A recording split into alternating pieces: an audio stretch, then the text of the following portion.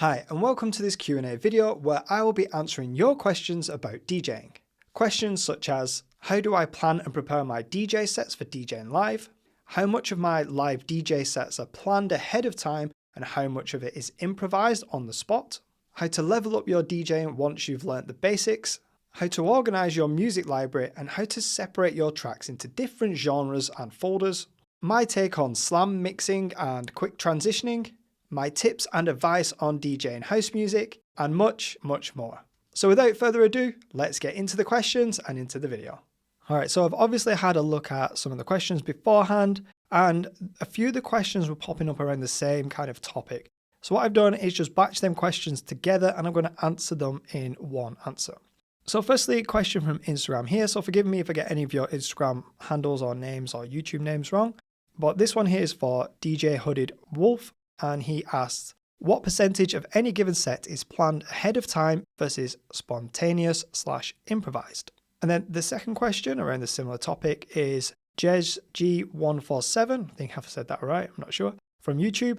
When planning a set of say 60 to 90 minutes, do you have a fixed playlist ready to play songs from 1 to X? So for example, like 1 to 30 in order, in a particular order, or are you more flexible? So the next question is by email, and this was Lewis. Said, hey Jack, great to see your subscriber base growing. Thank you, I appreciate that. I have a question. How much preparation goes into a set usually? How fluid is it? Do you just get up there and freestyle it? Or is it fully rehearsed bunch of tracks that you know in advance will mix well? And then the last question along the same topic here is by Ken6891 from YouTube. Can you show more creating a live pattern, which I assume means around like creating live playlists and DJ sets.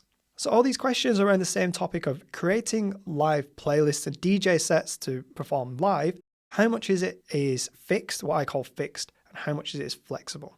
So what I call a fixed DJ set is where you would plan a playlist in order and you would work through them from 1 to say 30 in that order. Then a flexible DJ set is where, let's say you have a similar 30 tracks, but you can play any track at any time and mix it into any track, basically. So you can be a lot more flexible. Now, these are really good questions, and this isn't addressed online much or in DJ courses either, because a lot of the DJ courses are generally designed around, say, beginners just learning the basics. Now, I am thinking of doing something around this topic in the future, so let me know in the comments if you would like me to do some kind of, let's say, course, because I don't think you could get this explain everything in one video, say for YouTube. It would have to be quite lengthy if I were to go from start to finish and create a full DJ set from scratch and how I'd go through it and plan the tracks and find the tracks and perform it as well. So if you're interested, I might consider doing something like that. But for now, what I'm going to do is dive into one of my current playlists that I'm DJing from. And this should help me be able to explain some of this and give you some better answers on how I would do this. So right now, just to give you some context, I'm a club resident on every Saturday night in a local club in the north of England. It generally caters for university students. So I play a mixture of dance music, house music, and hip hop and R&B music. I also DJ the full night in the club, so from open to close, which is a 5-hour long set, and that goes from 10:30 to 3:30. So I go through loads of different stages of the night as well. So the first thing that I like to do is break down my playlist. So I'll try and create a specific playlist for each individual event. Now, what I've found in the past is that every single event and venue requires a different style of playlist, even if it's just slight little tweaks. And for me, when you have that venue in mind or that event, it's so much easier to plan the playlist for it because you're going off more of a feeling rather than just a genre. So for example, I'll play dance music at this club and also play hip hop and R&B. But that doesn't mean that every dance song and every hip hop and R&B song will suit that audience. So genres aren't really the best thing to do for your playlists. It's more about feelings and planning it for the right time of the night. So from here, I break it down into each individual hour. I find that the easiest, so I'm not going through too many tracks in my playlist. I'm just segmenting them all for 1 hour at a time. So for this club here, I've got a dance warm-up playlist first. So I'll do that for the first hour. This will generally be the second hour. This will be the third hour, fourth, including the drum and bass, and then dance last hour will be the 5th hour. This is just kind of how I've worked the playlist throughout the months working there. So when I first ever did the club, I just completely did it like flexible, just to try and gauge what the audience were responding to well. I didn't know how they were going to gauge or respond to what tracks I was playing. So I basically just had like a hip hop and R&B folder and then just a dance folder. So just 2 folders basically, and then just played from them. I did kind of batch the earlier night ones together and the more peak time ones. But yeah, this is what I'm generally playing out of now in this club after a few months. So let's see how many tracks are actually in this first one. So let's have a look down. So there's only 85 tracks in this one, and I won't play through all of them. I'll probably only get around probably 40 of them, 50 of them done. But I've been adding to these over time as well and trying different tracks out. But what my main point here is that the first question of, do I plan ahead of time or is it spontaneous and improvised? Well, basically, it's both. As you can see here, I pretty much plan and prepare every single track before I DJ live, but I do it in a flexible manner, especially for this first hour. Now, for the first hour, people are going to be trickling in and coming in small little groups, and you have to be able to cater to them. So you generally want to cater to whoever's on the dance floor and how many people are there. So let's say you get a group of 10 people and they're responding to a certain style of music. You generally want to be able to cater to that to keep them entertained. And then let's say another night, a different group of people come in first, a different group of 10 people. You want to be able to cater to them as well. So need to be a bit more flexible. Whereas at peak times when the club is full with like a few hundred people, you don't have to cater to each individual group as such. You just have to create to the masses of the whole club. And generally the more popular songs work then. So you don't have to be as flexible at peak time because the atmosphere speaks for itself and the energy. Whereas when there's less people, when they've just walked into the club is quiet, there's nobody else in there, you have to try and create the energy and keep them people on the dance floor entertained. So in the club, there's not really many places to sit, so everyone just goes straight to the dance floor. So it's not like doing a party where people are sat down and you can just keep it a bit more relaxed. I have to be able to keep them entertained and keep the tracks switching fast if I need to straight away from the start. So that is primarily what this playlist is for. So that's why there's a few more tracks as well. So even if I only play 40, I need to be able to kind of like pivot and change depending on who's there. Now, as you can see, there's a lot of hot cues on here. So these are all my different exit points. All right, so let's drag this track up that's highlighted now. So as you can see here, I've got my intro mixing hot cue and point, and then I've got my exit points. So there's 3 different exit points that are ideal to exit for me out of these tracks and to transition into a new track. And I can be more flexible with how long I play it for. I can mix out quite early, in the middle, or right towards the end. So I can see how the tracks are going down. If I need to mix out of it early, if they're not responding to it very well, or if they really like it, I can leave it to play longer, and I've still got my ideal points to mix out of. And this pretty much goes for any track. So let's scroll down, let's just pick this one here. That's got quite a lot of exit points actually. So as you can see, hopefully now, I can pick any track at any time and mix it into each other. So I can really be flexible with this DJing. Now it makes it a lot easier because it's all dance music, so I play all around a similar BPM, so I can literally just go through here and every track will piece together. So yeah, in answer to that, every single track, as you can see, is pretty much 100% of them is planned and prepared ahead of time, but it's for improvising and being flexible when DJing. Now, over time, what you might find is when you DJ quite regularly, you'll find certain tracks just fit really well together. So you'll do a certain mix and you just think that just sounded really good and them 2 tracks really fit well together. I like how they link together, they're very similar, and no other tracks will kind of beat that. So then what you generally try and find, then generally what you will find is you'll start to collect certain really good unique mixes and put them into your DJ sets. So then what starts happening is even though your DJ set is flexible, and primarily you want to start with a flexible DJ set and add the advanced, more fixed mixes on afterwards, just as they happen, you'll find that, I would say for me personally, around 80% or 70% of my tracks are still flexible, and they are. But then the other 20% or say 30% are fixed tracks that I just know that were originally flexible, but I do fixed mixes because they just sound too good and I just always do them that way. And they've always worked and I'll keep doing them until they don't work. And this goes more into my dance, upbeat and peak playlist. So this is more of like a guide for me. So I will generally work from top to bottom just because I've grouped certain tracks together. So for example, these top ones here are more modern, so they're more recent tracks that have just come out, like the track Dirty Cash by Pauser, the Pauser remix, is very popular at this time. So I try and get that in first. So when I mix out of the first set of hip hop and R&B, I will then go into dance and I'll go into more tracks that are more modern, let's say. And then I'll work the way through and then I'll go into like more tracks that are a bit more, say, sing-alongy and more old school, let's say. So you can see them here, I Love It, Don't Stop the Party, Dynamite, Yeah 3 Times, Hotel Room Service, Fireballs, Memories, that kind of thing. So I've kind of grouped similar sounding tracks together. So then they kind of go in a flow together, but they are still completely flexible. So let's say I'm playing Dirty Cash and I'm going through these tracks here that work well together. And there's a few of these that are, let's say, fixed. So let's do Pick Up the Phone. All right, so let's go and pick up the phone. And it's that time. These two are like mixing well together because one's got a vocal on it and the other one doesn't have any vocals in. So I'll just do this mix for you now and you can see that this is a bit more fixed and a bit more planned and a little bit more rehearsed. Me in them streets with my blue khakis on, in my Chuck Taylor, smoking blunts with my crew. Gangsta walk. Hey, hey.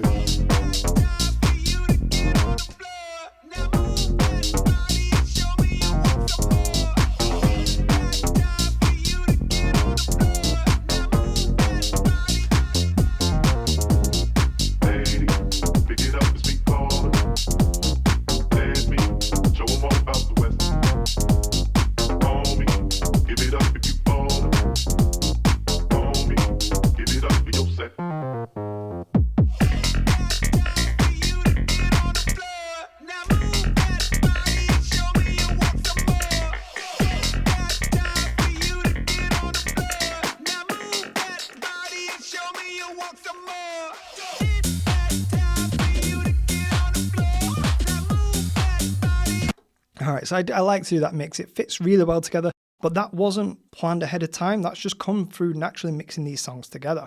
And it just kind of worked. I like that. It sounds really good. I'm going to keep it in until it doesn't work, until the audience don't react to it.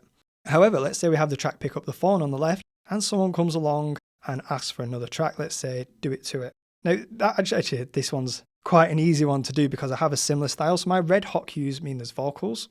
So on this mix here, I could actually do a very similar mix because the red hot cues here means vocals. So that's a loop around vocals. So again, which is stepping over the questions in the future, but I try and set up systems so I understand every single hot cue that I do and every single hot cue means something for me. So it's not just to jump to certain parts. The main thing that hot cues are built for was to jump to certain parts in tracks like this. So say I want to go to hot cue E, I just press hot cue E and it goes to that point in the track. But I don't primarily use them for that. I use them mainly for signaling to me the key points to mix in and out of tracks. So it's all like coded for me. And I have my systems that I set up that I do teach quite a lot in my course, which it'll take me too long to go into now. But I could do very similar to track now. So this is, again, completely off the cuff. I don't think I've ever mixed these two tracks together before, but I know just by looking at my hot cues and doing it in a flexible way, I could do that mix. So let's have a go. Now I realized on the first one, I didn't have the camera on for the decks. I didn't flick between the two, but you could still see the mixing in the middle as well and get the waveform. But I'll do the mix again with the decks on. Let me see that down. Let me slide this number to you. You can catch me in them streets with my blue khakis on, in my Chuck Taylor, smoking blunts with my crew. Gangsta walk. Hey, hey.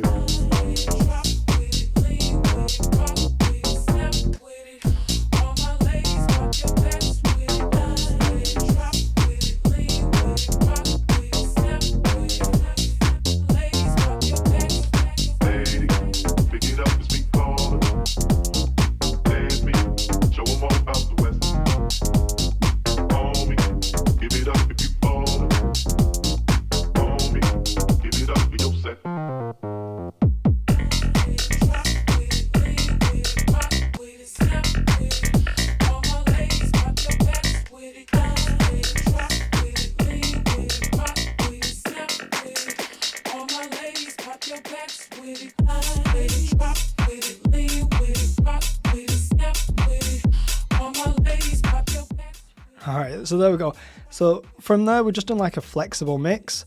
And let's just pick another random track up, right? And with my hot cues, let's just go with this one. They should fit together and I understand where to mix them. So let's do this one.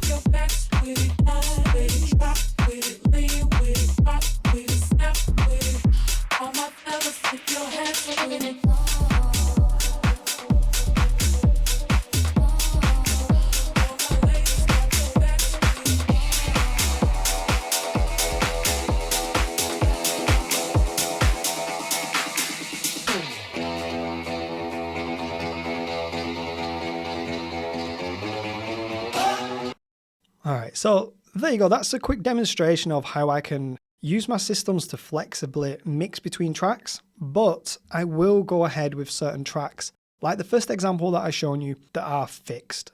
And that's just through practice and experience through DJing live, knowing which tracks go well together and how they go from one track to another nice and smoothly. But I have every single track set up and prepared ahead of time so I can mix any track into any track at any time and be as flexible as possible and improvise depending on how the audience are responding to my tracks. There has been a few times where I've started this house music playlist here and they've not responded too well to it. So then I will do literally what I've just done. I'll just jump down the playlist a little bit more, play something that I think will work better. If that works, I'll stick with that kind of cluster, what I call cluster of tracks. So I try and cluster them together. So here are all the commercial tracks and such. The middle bits are a bit more quite energetic as well. So like we've got Bonkers, This Girl. If you're familiar with these tracks, you know they're quite popular. So I'll just put this one on. You'll recognize it maybe. So it's quite popular. So now if I was to answer the second question, if I had like I say 60 to 90 minute set. So let's say I get a different gig now. It's not at this club, it's somewhere else. I would generally research the style of music they want.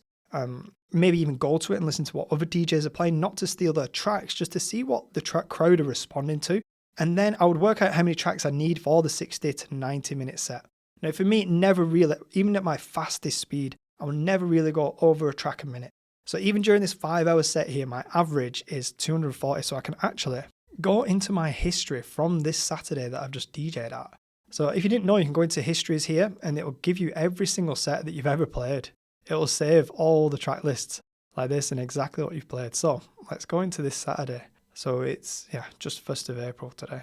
All right. And this would be it. So 221 songs that I played in that 5-hour DJ set.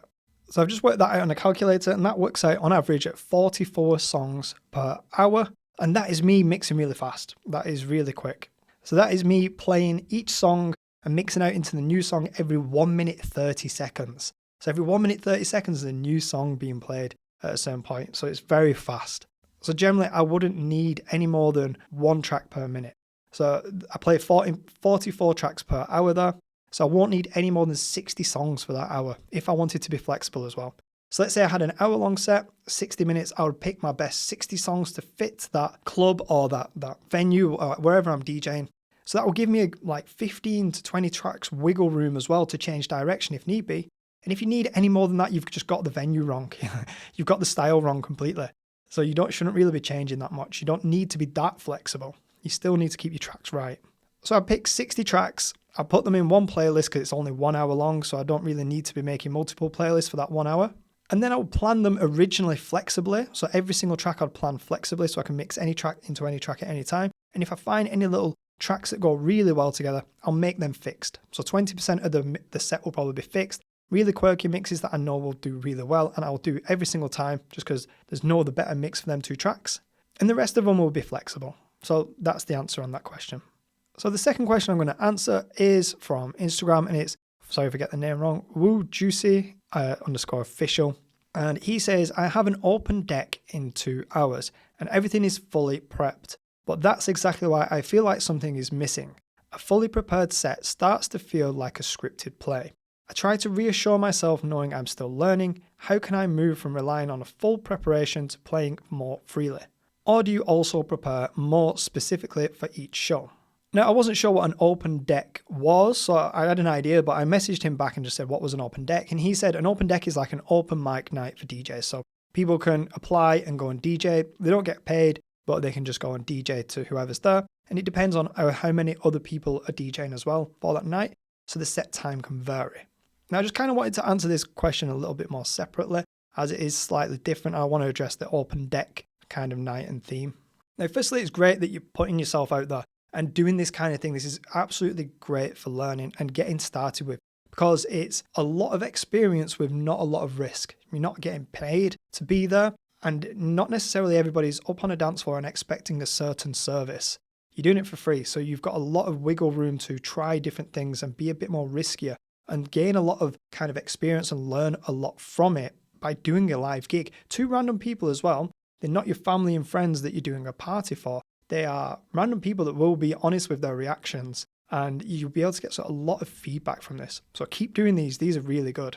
Now, in answer to the fully prepped and, let's say, flexible, like I've just explained in the other one, and being more free, it kind of depends what you want to practice. Now, what I initially thought at first was that if people are watching you DJ at this open event and you do more of a performance, then I would plan it start to finish, depending on how long it is as well. And especially start with this as well, because you've got time to prepare and practice. So I would say first start off with a full set plan, which is what you're doing, go from start to finish, but then slowly move over into flexible as much as you can. So the next stage would then be to say, plan the first half of it and then go into flexible, just wing it for the second half, and then slowly reduce down how much you actually prepare ahead of time. So similar to my other answer that I've just gone off, you should be able to get a lot from that as well, is how to plan and prepare your tracks for flexible DJing. So you're still planning and preparing them, but just so that any track mixes into any track at any time. And for this, you need systems. So on my tracks then, every single one, all the hundreds of tracks you'll see are fully prepared with systems that I've created. So I have 3 different systems that suit different genres and styles, depending on how you want to mix and what kind of crowd you have. But yeah, a system is basically where you prepare every single track in the same or similar way that you understand, so you can piece them together like what I call Tetris blocks, okay? So like they fit together. So I would definitely use this time to try this, and it's very low risk, so you don't have to worry about messing up too much. So take yourself out your comfort zone, slowly start to get into more flexible if that's what you want to aim towards, and then just slowly implement it into your DJ sets, getting more flexible with them. So yeah, hopefully I've answered all them questions in the last 2 questions. You'll be able to see how I plan and prepare them and how I kind of do it and be flexible and prepare my tracks so I can change at any point. So the next question is from Instagram and it's from DJ Amros. So sorry if I said that wrong.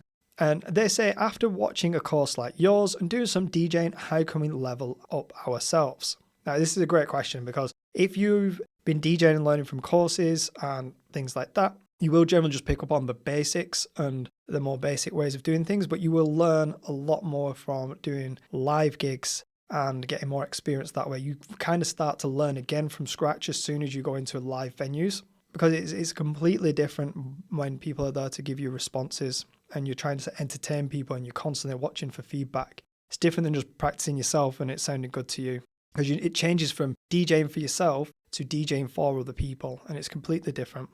So personally, what I would do to level up, right, a couple of things. First one is practice long form DJing. So don't practice just 2 mixes together or 3 mixes together. Set a timer for 1 hour long. I generally do think about an hour is the aim that everyone should be going for. It's like the minimum DJ set that people should be doing. So get loads of tracks in a playlist that you think suit the same kind of style, and just imagine you're DJing live to a crowd. Pick a certain venue or certain events that you would love to DJ at or aspire to DJ at. Now, it could be as big as Ultra Music Festival in the rain. It's currently raining there. Or it could be just your local bar. Okay, it could be anywhere in between. But just pick a set that you think you can do for 1 hour, set a timer, and just DJ for 1 hour. And this will give you the best idea of what it's like to actually DJ live without actually DJing live. Is to imagine you have an audience that wants a certain style of music and have a certain expectation. You'll know if a certain song will go down well at them events. So let's say you're planning and preparing one for Ultra Music Festival. You'll know what songs will work with that crowd. So you can pick and select songs better for that and create a kind of style and a feeling with your DJ set. So that would be the first thing to do. Just practice at home, but for an hour long as if you're DJing live, and that will test you the best possible. Then take a step up. Try and DJ in front of people. For example, like the last person, would you say official? All right. Try and go to some maybe open deck nights if you've got them. If not, just DJ in front of some friends and family. Okay, in front of a crowd, in front of some kind of audience, no matter how small it is, but try and keep it low risk at first. So that means it's not really a paid gig, or it's not really somebody's birthday party where they're expecting a really good performance. You can put on a little party where there's no expectation and just DJ in front of them and get that feeling of changing tracks in front of people, watching the response of people getting bored of a certain song for a certain amount of time, or are they enjoying it? And you'll get a feel for if your mix sounds smooth to a live audience and not just to yourself. And it makes you realize what actually matters. What do they care about? If you mess up a mix, is one thing I actually encourage people to do when DJing live at low risk, is when you mess up and you think you've messed up, just look up and see if people have actually noticed. A lot of the time they haven't, all right? Something that you think you've done wrong and messed up with, the audience don't actually know. And if they do, you know you need to correct it. So DJing live in front of people, no matter how small, is the best next step to go. And then the third thing on this one is just post as much as you can, right? This day and age, your online presence is a big thing, and people will look at your online presence as what I call an online CV. So it's kind of like a job application in a way. So imagine that you're creating your Instagram and your YouTube and your TikTok, not to gain followers, but to impress potential employers in the future. What would they be looking for? So let's say you're a house music DJ. You want to try and create your Instagram so it appeals to someone that might book you as a house DJ. So then you've got this kind of goal to go towards as well. So my advice would be then to build up your online presence. It is a factor and it is something you've got to consider. Not necessarily build up your audience. I'm not saying build up your audience. I'm saying build up an online CV. So even if you have 100, 200 followers, but if you have 50 really good videos on your Instagram, if you DJ in a certain genre, it's going to look a lot better to a potential employer because they can trust and see what you do. So that would be a lot better. Same with your YouTube. If you can provide an hour-long mix, employers really like that more than short form because they can see how you deal with it as a whole. The club job that I've actually got now, I still had to apply to it and I still had to provide a mix beforehand, an hour-long mix, and also do a trial night. Now, I've been DJing for 15 years and it's not because I'm not competent and I don't know what I'm doing with the decks. It's more that if I am a good fit for that club. So even though I can mix, I can do everything on these decks really well. I know it like the back of my hand, which is the back of my hand, but it's more just to see that I play the right music in the right way for that audience and that club. So try and create your online presence around ideally where you want to go and DJ. So that's how, in my opinion, you can level up yourselves is 3 things. Practice at home, but in long form. Do hour-long mixes and focus on creating mixes and doing techniques that fit that rather than just quick, fast, pressing loads of loops and hot cues and tweaking everything. It just doesn't work sustainably for a 1 hour, 2 hour, or 5 hour set. So plan for them. And then try and DJ in front of some kind of crowd. Start off small, build your way up, and then post as much content as you can around what you want to perceive yourself as and how you want to appeal to more employers and people that might book you as a DJ rather than building up fans. And if you can do that, you'll generally get fans along the way as well if you stick to the same thing.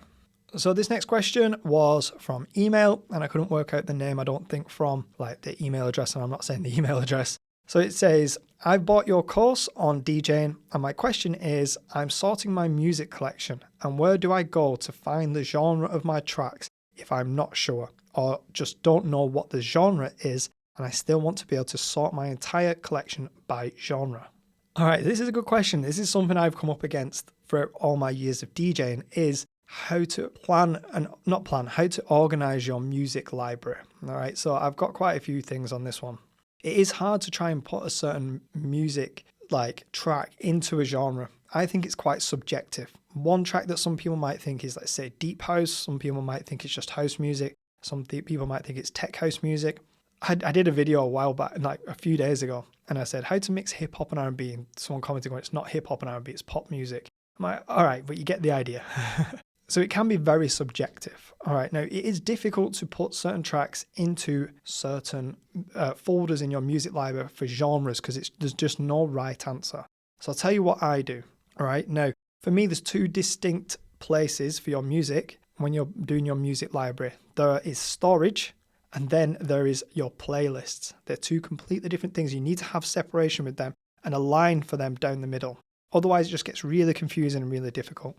Storage is just where you keep your music. You do not play out of them, you just keep them stored in certain folders. Then you have your playlists. This is where you play out of. This is where you create individual playlists for certain events and venues. Makes it a lot easier to DJ out of. And you can always dip into your storage if need be to get certain tracks. Okay, so I'll just show you in my playlist here. All right, so I've already shown you this playlist here, this Warehouse Club playlist, and they all come from this folder here that says all DJ music. This is my storage. This is where all the tracks are. All right. Now, I keep my genres very broad for this exact reason that you're talking about. It's hard to put them into categories, and it takes up a lot of time and energy trying to put them into specific genres. So I just have hip hop and R&B. That is it. To me, I know what that means. A lot of pop tracks go in there as well. So hip hop and R&B goes in this folder. All right. It doesn't matter if it's relaxed, if it's R&B from 2010 or it's recent. It doesn't matter if it's hip hop and R&B. It goes in this folder. Then I've got dance music. All my dance music goes into this folder. Doesn't matter what kind of style goes in here. Then I've got dance 140. So that's a different BPM. So My other dance music's between 120 and 130. This is dance music for 140. So every single track that's 140 BPM or there or thereabouts goes into this playlist. Or sorry, this folder. My storage, not a playlist. And then I have drum and bass. Then I have house music. And then I go into a bit more niche ones, let's say. But for me, these are my main ones. Most of my music comes from these first two just here. And then what I'll do, if I have a specific gig, all right, I will just go into these folders like I've got this Warehouse Club here. And what I will do is just find the right tracks that I think will suit that audience. And then I'll DJ out of these playlists, not my collection. But if I do need a specific song, it's so much easier then to find because I click into dance and I just click search up on the top right hand here and I just search for the song and it will come up. So let's say I want Heads Will Roll. Okay, so I don't have it in my playlist, but I want to play that. I just put head and Heads Will Roll will come up really quick. So basically that's what I do. So basically, in answer to your question, keep your genres broad. Like I know if it's hip hop and R&B, I can probably give you a song and you can put it in one of these, right? It's very obvious. It's either dance music or it's either hip hop and R&B. Now, it's same with dance music. It's either dance, what BPM is it? Is it 130 or is it 140? Because they're different kind of, I would play them differently and I wouldn't mix between the two because of the BPM jump. If it's drum and bass, now house music, for me, this is where it gets quite difficult. I used to in the past have just house music and dance 140 all in one playlist. I basically just had two folders, hip hop and R&B and dance. That was it. Then I create my playlists out of that. I think you'll find it a lot more difficult, let's say if you had house music, then you had tech house folder, then you had a deep house folder, then you had a bass house folder, then you had melodic techno, and then you had all these different subcategories like Beatport has. I think you're really going to struggle then putting them into that category. For me personally, just have house music, put everything that's house music into that, and then pick out your playlist. For me, it's just saved a lot of time doing this, a lot of stress. Yeah, and if you're planning a mix to practice, find some tracks and put them in a playlist and don't DJ out of there. This is my storage. I never DJ out of this. If I do need to just search a track, I will do, but I will be DJing out of my playlists. So I hope that helps. Now, if you did want to find the genres of tracks and it's house music, Beatport is probably the best one.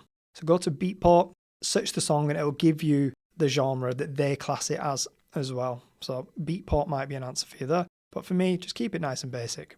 All right, on to the next question. So this one also was via email. And it says, congratulations on reaching 2K subscribers on YouTube. That's a great achievement. Thank you very much.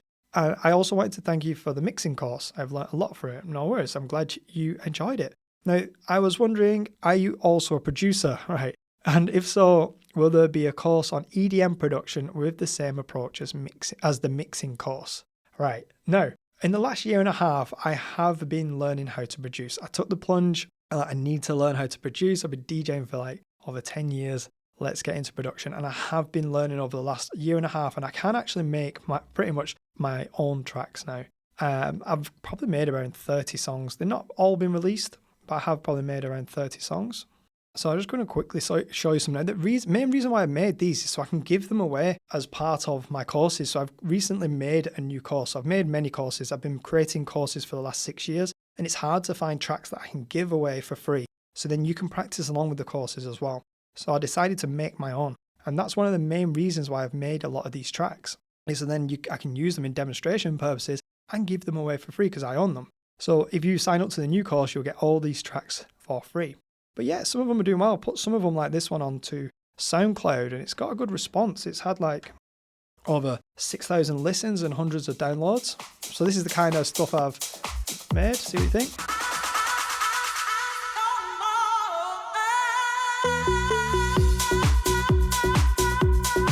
I really like the last drop here.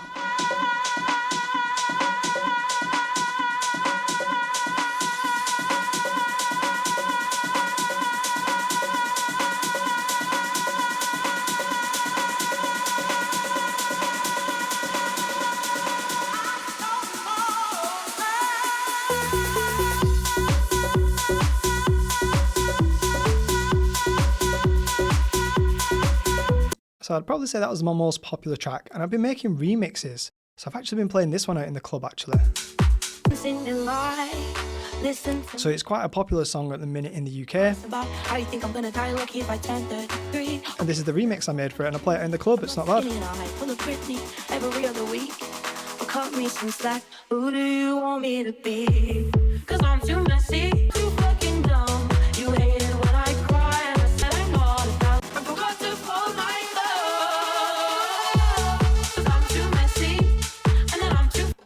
So yeah, not bad. And then there's some that probably not as club friendly like this one, but this is one of my favorite songs.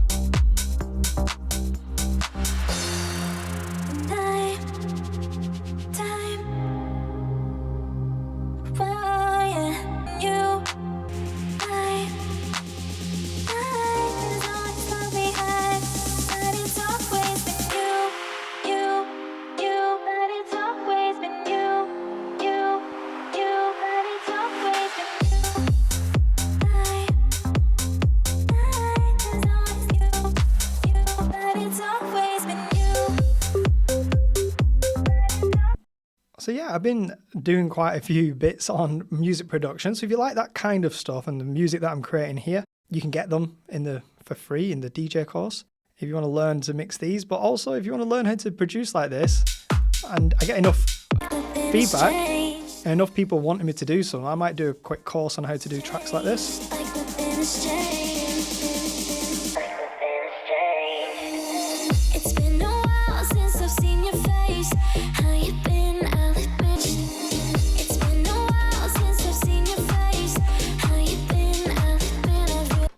So yeah, just a quick snippet of some of the tracks that I've made there. So yeah, if there's interest, I might do a course on it.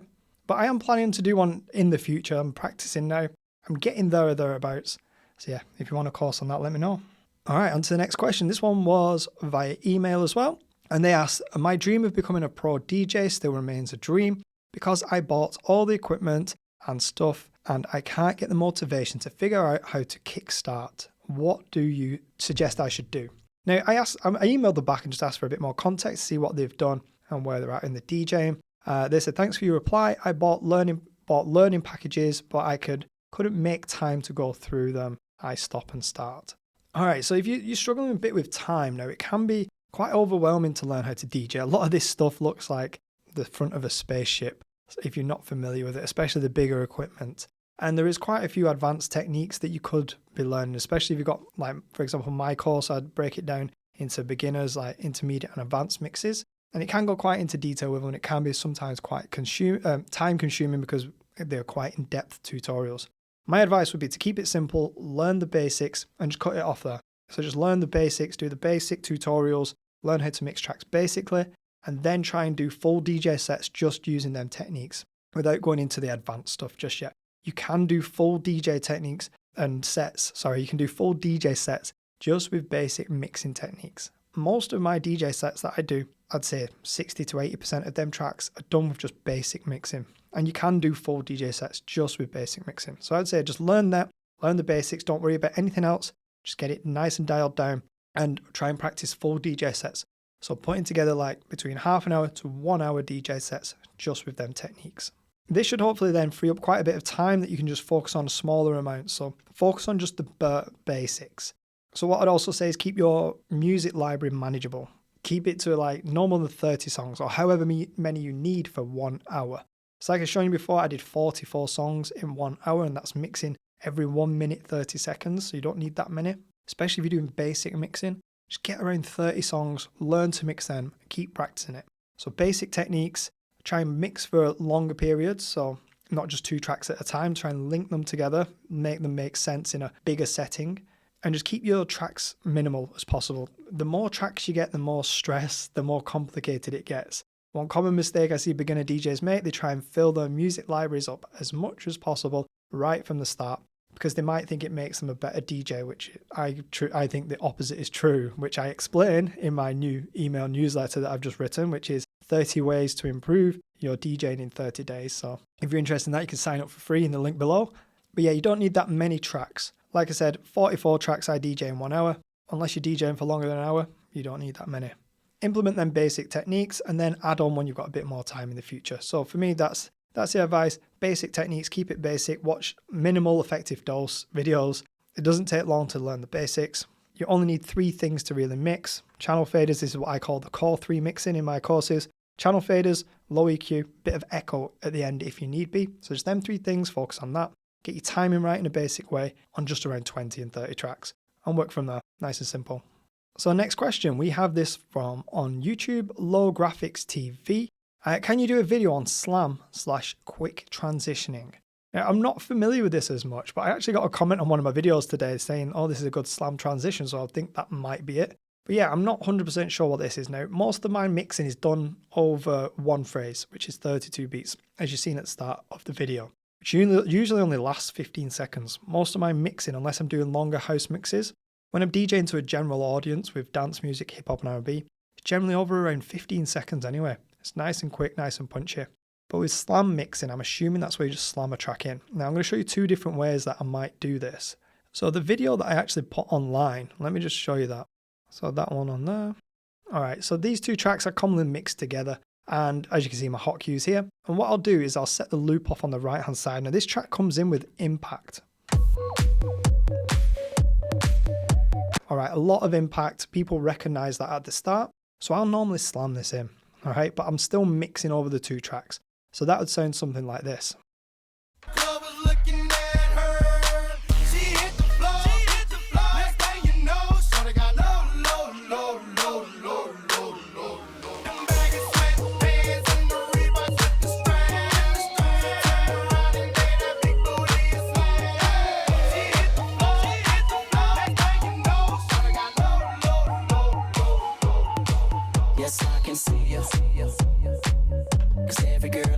So if that's what you mean by slam mixing, that's generally what I would do though with that track. I have some other examples where I just slam a track in as well. Let's see if I can grab one. So yeah, I sometimes do it with heads will roll. So I'll try and find something that's significant that the audience will recognize straight away and then kind of just slam it in over the top of the other track if that's what you mean. So this track here starts like this. Well, it doesn't start like that, but that's how I start it at hot cue B. And I'll generally just slam that in over the top of another track. So let's get this one up here. So that'll sound something like this. Push, push, push, push. Push me, and then just touch me, till I can get my satisfaction. Push me, and then just touch me, till I can get my satisfaction. Push me, and then just touch me, till I can get my satisfaction.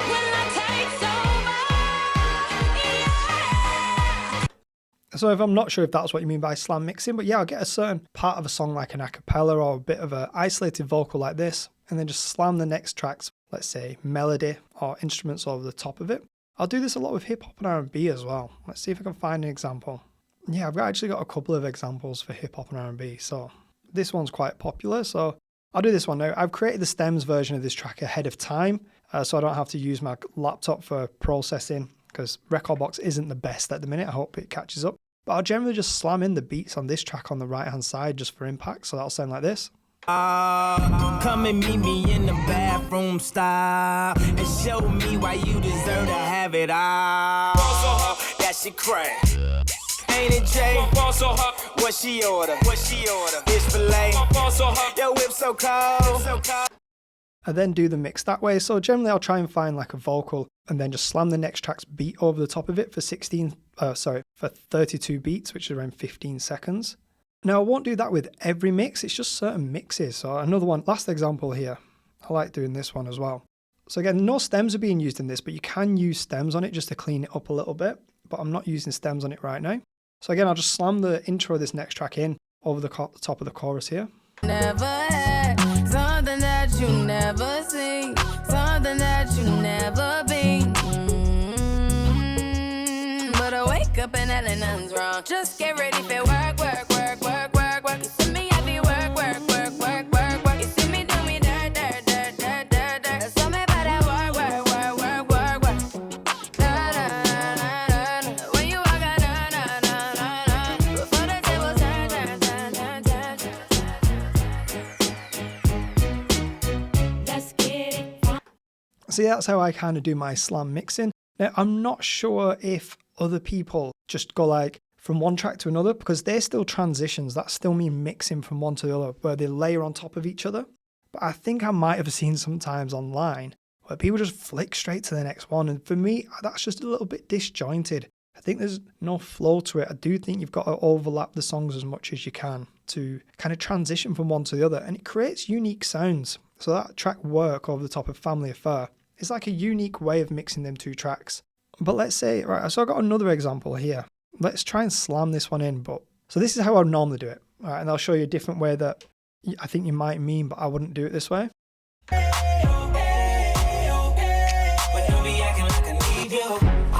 Hey babe, this my new shit. Black bitchy bitch with the roof missing. It don't make dollars, don't make sense. Wake up like I gotta get it. And I got an engine for a trunk space. I get money 3 ways, fucking bitches 3 ways. 7 different formats, plus she's no oblate. I take you to the candy shop. I let you lick the lot. So that's my idea of slam mixing. All right, so maybe I do it. I don't know. But right, let's try it a different way, where I've seen some people where they just go from one to the other. All right, so this might be what you mean with slam mixing. We'll see how it sounds. I'ma take her ass down. She bring her friend around, fuck 'em both like hey. I'm a bougie ass nigga, like the roof at home. We vibing like hey, but don't be acting like I need you. Candy shop. I let you lick the lollipop. Go ahead, girl, don't you? Something like that. And I've seen people online doing things like that. For me, it just doesn't sound very smooth and catches people off. So yeah, that's my take on slam mixing or fast mixing. So basically that's kind of like how I do it. Or I'll slam something in, I'll try and isolate a vocal and bring the next intro or beat of another track in, or some instruments, and it does catch people off. Do you know what? I'm actually going to show you one more that I like doing that does get a reaction from the audience. It's this one, all right? And I'll show you how I kind of move my hands with it, because I flick it in, I slam it in, but then bring the next track back in as well. All right, where is it? So that should sound like this.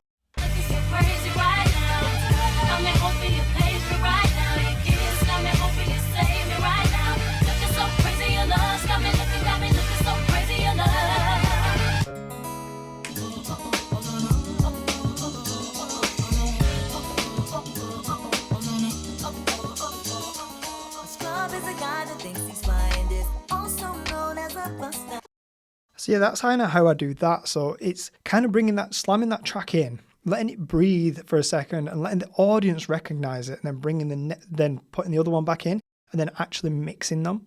I do think slam mixing is actually quite effective, especially when you bring the other channel down a little bit and bring it back in, because it just really catches that audience off. But it's still got to be in time. It's still got to have some kind of rhythm and timing to it for it still to fit in the mix and sound good to the audience. So yeah, that's my take on it. All right, so we've got the next question here from email. And this is not by a person by email. This is someone who's emailed me, if you get confused with that. It sounded like I said someone's name, email. All right, so it says, hey man, big fan of your stuff. Thank you. I'm glad you like it. Your course was the first thing I paid for after I bought my controller last year, and learning from you has really laid a good foundation for me to grow my DJ career. Keep up the good work. Thank you. I'm glad it's helped. I always appreciate it when people let me know it's good, because it's very often a one-way thing when I create courses. You guys consume it and don't get much feedback back, so it's great to hear when people get in touch. All right, as it says, all right, so I'm from Nigeria, and while there's a growing fan base of EDM and house lovers nowadays, most of the party crowd is still largely hooked on Afro beats. So it would be great if you could share any tips or experiences with that genre if you have any. Thanks again. Well, it's great to see that we've got people from all around the world taking the courses and get involved as well. I think last time I checked, one of my courses had like over 140 different countries of people who sign up to it, which is great. Yeah, I do have a lot of experience of house music. It's what I kind of like grew up on, dance and house music, and then got into hip hop and R&B second. So I do have a lot of experience with it. I'm not sure what kind of experience I can pass on, if there's anything specific that you want to know, but I'll just give you a kind of few tips that I would say just looking at this question here. So firstly, if you're in a place where the audience are generally, like I said, hooked on Afrobeats, maybe try getting some house remixes of popular Afrobeat songs. So if there's a certain Afrobeat songs, I'm not personally that familiar with it, but I do know it's big and popular. I do know some friends that DJ a lot and are into it. But maybe get some popular songs, get the vocals of them, and play them over house songs and do kind of like live mashups. In a way, I think that could be a really good transition, where they're familiar with that song, but you're playing a house beat with it. And you're also kind of creating something unique that they might not have heard before. So it gives you that edge of playing house music, but with something that they might be familiar with. So that's one option, that playing either finding remixes yourself or creating them yourself with stems is a good option, of Afrobeat songs with a house beat behind. Now, advice on house music in general and DJing, One of the best places I get house music from is Beatport. So if you go to Beatport, that's probably the best place I get house music from. It's the best catalogue of mainstream, let's say, house music. But you can go really into like deep dive into different playlists and catalogues, and you can find some really good hidden gems there that are really good music, as well as SoundCloud. So SoundCloud is really good for also free downloads, but also just finding new music on there. I found some really good house music songs that are not that popular, but are really good and really do work with the crowd. So two places I'd search for music there are Beatport and SoundCloud. Now for me, house music, proper house music, not just like dance music, but proper house music is all about like the long transitions and letting the tracks build up and then drop and having long drops. And it's like a very progressive kind of style of music. So for me, I'd just focus on longer transitions, longer mixing, and letting the tracks just kind of speak for themselves. So a lot of the time with dance music and popular music, like these two tracks here, they are popular and people know them and they hook onto the lyrics and stuff. But with house music, you can really play songs that are not that popular and it still can really work with the audience because of the house beat, and they really like the music of it. House music fans really like the sounds of house music and the rhythm, so you can find unique songs and they'll still really appreciate it. Whereas with a general audience like that I DJ to a lot of the time, they just want something familiar, basically.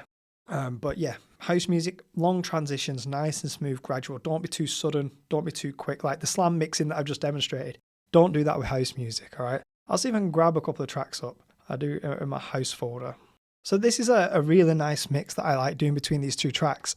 Now, again, I like mixing these two tracks together, but going off the similar point at the start of the video, I started mixing them flexibly, but then I did a mix actually, it was in Thailand. I mixed these two tracks together. I'm like, they sound really good together, to me anyway. And now I kind of always mix them together. So now it's become like a bit of a fixed one. Can still mix them flexibly, as you can see with my hot cues here. Can mix them into any other house track, but I just like doing these two together. So just listen to how long and gradual this mix is compared to the other mixes I've done in this video. And this is my advice on house music, just letting the tracks breathe, letting them change over naturally, and just, yeah, doing it gradually and slowly. So have a listen to this mix.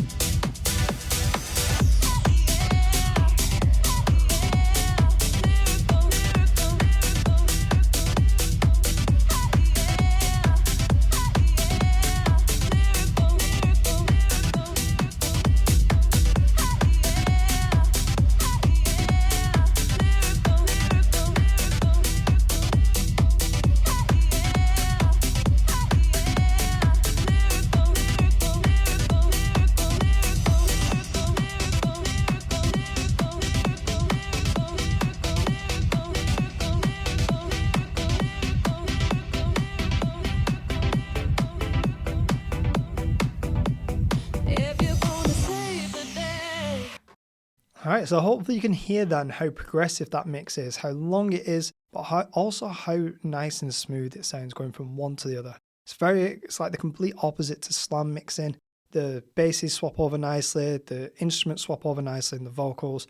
It's a very nice long mix. So for me, that is like the key to house music. You can do it fast, you can do a bit of what I did before with the vocals of It's That Time and stuff like that and slam them in that way. Yeah, but for me, house music is generally around these longer mixes. So I do have my systems, but again, it's a different system, longer hot cues, longer gaps between, and just doing longer general mixes for these. One thing I would recommend doing if you're getting into house music as well is just watch some DJ sets on YouTube. So longer actual sets, not just on Instagram and TikTok. You don't really get a good grasp, especially for house music on them platforms, because it's more designed just to catch your attention and shorter mixes. So yeah, just search on YouTube for one of your favorite producers. Like I like watching Fisher. Fisher's one of my favorite producers. And just watching him at big live events and just seeing how they mix it, how fast they mix between tracks and things like that. So just watch them for inspiration, longer videos rather than shorter videos. All right, so last question now. I hope you enjoyed it so far, and I hope we've provided a lot of value here. It's been a lot more of a casual video of me just explaining certain points. But yeah, hope it's been valuable. We'll see how these kind of videos do. But yeah, the last question is from Jeremy, and he says, "Hi, I really enjoyed your videos, and I have a quick question as you have focused on wordplay a lot. Two great 90s songs work well, Push the Feeling On by Nightcrawlers and Push It by Salt and Pepper. Using stems to isolate the Push It early on Salt and Pepper over a loop on Push It, Let's Push It, I think it was, at the end of Nightcrawlers, but I can't find a good way to exit into Salt and Pepper song. Any tips would be great. Maybe you could demo it in the video. Thank you." So now when I usually use stems, it can sometimes mess up the video because there's a lot of processing going on my laptop. So what I'm going to do is drag them tracks up now. I'll find them, drag them up, and I'll see if I can have a mix with them and see my thought process behind if I can do something with them and see how we can mix these. So I'll do that now. All right, so I've got both tracks here now. Push the Feeling On by Nightcrawlers on the left-hand side and Push It by Salt and Pepper on the right-hand side. So I've just dragged them up. I had to get them up and let them load as stems first whilst the recording system was off. Otherwise it might go crackly. There's one thing I wish Rekordbox would sort out. I do have a laptop that meets the spec and is strong enough, or should be powerful enough, let's say, to use stems effectively. And it does most of the time, but I just don't trust it DJing live. Sometimes it has gone crackly on me and it doesn't work and lags a little bit. So that's why sometimes I'll record my stems ahead of time and then use them in my DJ sets that way. So that's one tip for you. If you don't use stems and you have these buttons here, just turn it off in settings, go in settings, and then extensions, just here, and then just turn off stems. Now, in a minute, I have it on prioritized for speed, not sound quality, so the sound quality might not be the best. But let's do it. So we've got these two tracks, and let's see if we can try and get a wordplay between these two tracks. So we want to try and get the end of Push the Feeling On.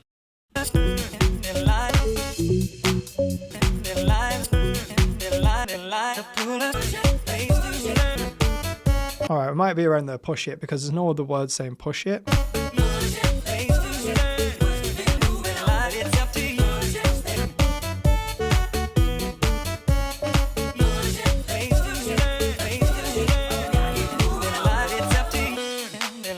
Right, now my first issue with this is that it's mixed in with another vocal. So it's got the male vocal in there as well. So there's going to be quite a bit of clash in there anyway. But right, we've got that. This is a section we'll use.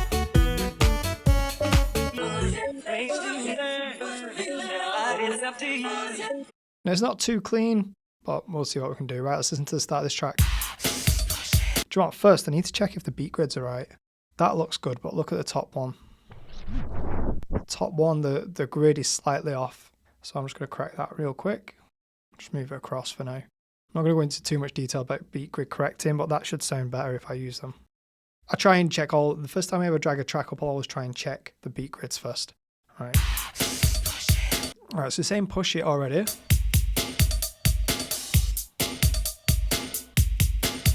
I reckon you'd recognise that though.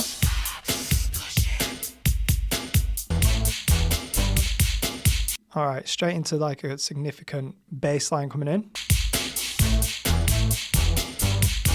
Still no vocals. Into vocals. Alright, I'm just going to set a hot cue there. Ooh, baby. Right there. Beat jump back. So it's only 16 beats of bass line and then 32 beats. So I might go a bit quick here, but so what I would do is something similar to this first off. Let's have a listen.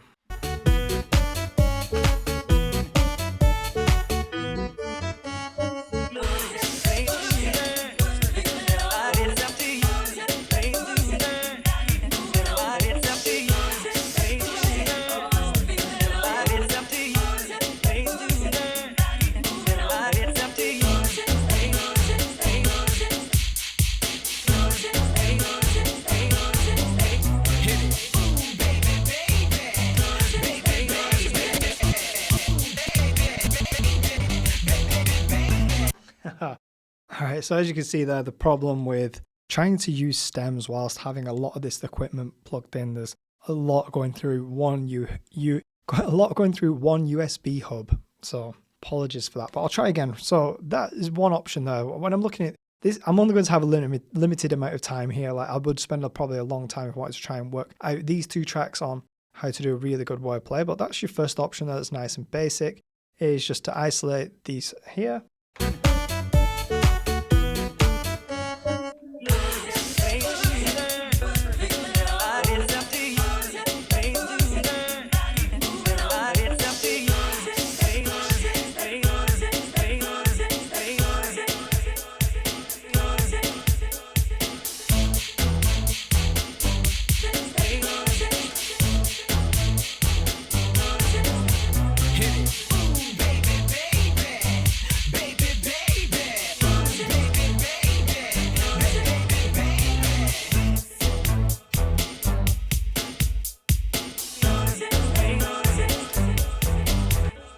All right, something similar to that. I'd have a play around and try and work them in, like getting the loop there on push it, so it sounds like this.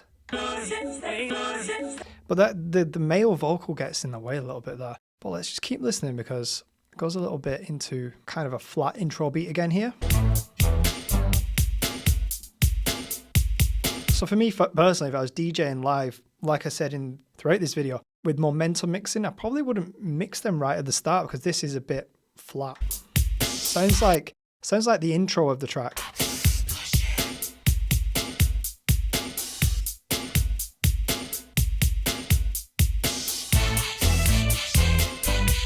All right, that's a bit more energetic. I'll probably mix into that bit. And there's still no vocals, so we can use that loop.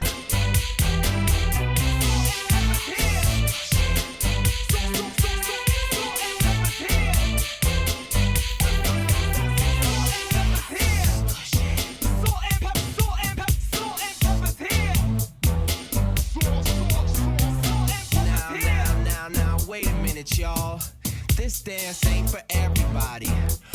Yeah, I'd probably use that. Just there. All right, let's set a hot cue here. See when the vocals come in, or let's do it one phrase from there. And we'll use that bit to mix with. All right. So I'll tidy up my hot cues. Let's delete this. Oops. I'll tidy up these.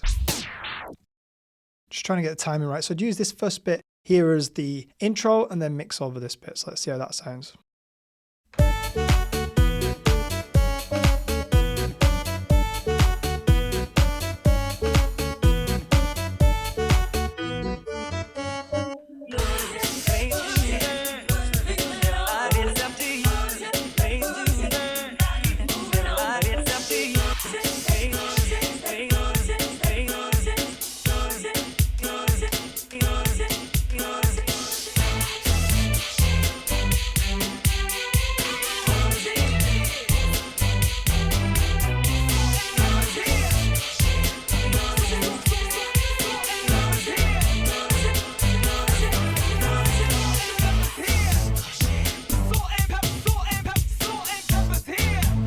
Yeah, so I'll probably do something similar to that. I think that's a better position to mix it in.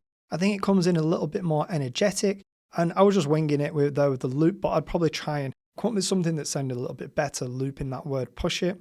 That is something what I'd probably do, just having a couple of minutes listening to them 2 tracks. So yeah, hope that helps. All right, so that is the first 2K Q&A that I've done. If you like this style of video, let me know in the comments and I'll do more of these. I'll do them more often when I reach some milestones maybe. But let me know if you like this kind of format where it's a bit more casual, where I'm explaining things a little bit more off the cuff and also answering your questions as well. Hope you like this video and I'll see you again soon. Bye for now.